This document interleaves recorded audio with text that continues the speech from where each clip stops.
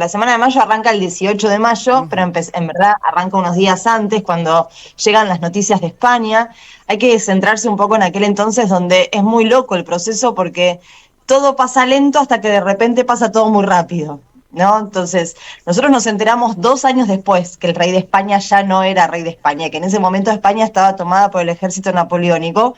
Entonces la noticia llega acá a Buenos Aires y cuando el virrey se entera, y como que se guarda la noticia unos días porque se la veía negra. O sea, si ya no hay rey en España, yo, virrey, ¿qué lugar vengo a ocupar? Y obviamente no quería perder su lugar de virrey. Entonces se queda unos días pensando, tarda 5 días en esa situación y el 18 de mayo lee la proclama y dice que en España ya no había más rey Fernando VII. Imagínate si él se hubiese guardado esa noticia.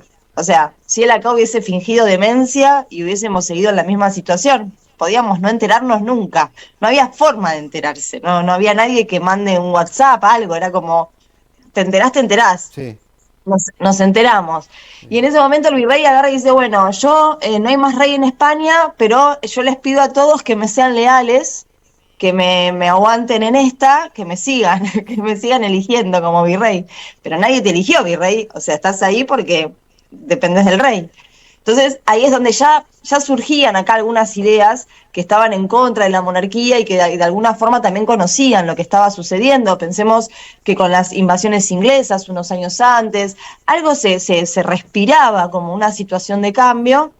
Y ahí es donde aparece Saavedra y aparece este partido revolucionario que le dice, no, mirá, vos ya no sos más virrey, vas a tener que renunciar, queremos un cabildo abierto. Y ahí es donde empieza esta semana de mayo, donde este partido revolucionario va a estar todos los días insistiendo en el cabildo abierto que se lleva a cabo finalmente el 22 de mayo. Por eso digo como que tardamos mucho en enterarnos, pero después es día a día todo muy rápido.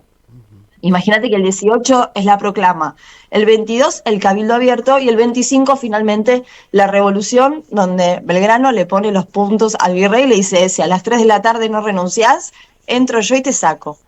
Entonces ahí ya empieza, sí, fue así, muy sencillito Belgrano. Sí, sí, sí. El cabildo va a ser es una de las pocas instituciones que después quedaron. Nosotros tenemos acá en ese momento toda nuestra parte burocrática armado bajo instituciones españolas. El cabildo funcionaba como casa de gobierno, como cárcel, como lugar de encuentro, ¿sí? Era como donde se juntaban las autoridades. Claro. Por eso también cuando a veces hablamos de la revolución y decimos el pueblo quiere saber, por ejemplo, no es que había un gran pueblo afuera del cabildo esperando novedades. Esto también se va a gestar en la medida de la gente que participa de la revolución. Estamos hablando de una Buenos Aires de menos de 20.000 habitantes también, ¿no? Claro, tal cual.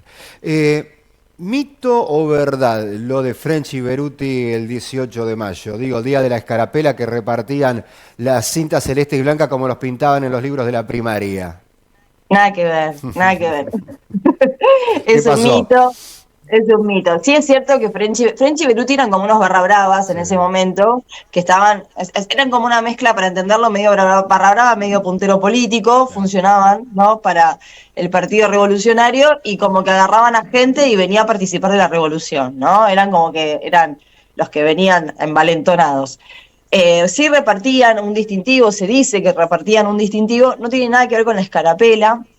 La escarapela la va a generar Belgrano 2 años después de la revolución, en medio de las guerras de independencia, y la va a crear o la va a instaurar en su ejército un 18 de febrero. El 18 de mayo se festeja el Día de la Escarapela porque en 1935 para el calendario escolar se pone el Día de la Escarapela. Entonces queda ahí. Y justo coincide con el inicio de la semana de mayo y es muy estratégico porque hace que te pongas la escarapela toda la semana.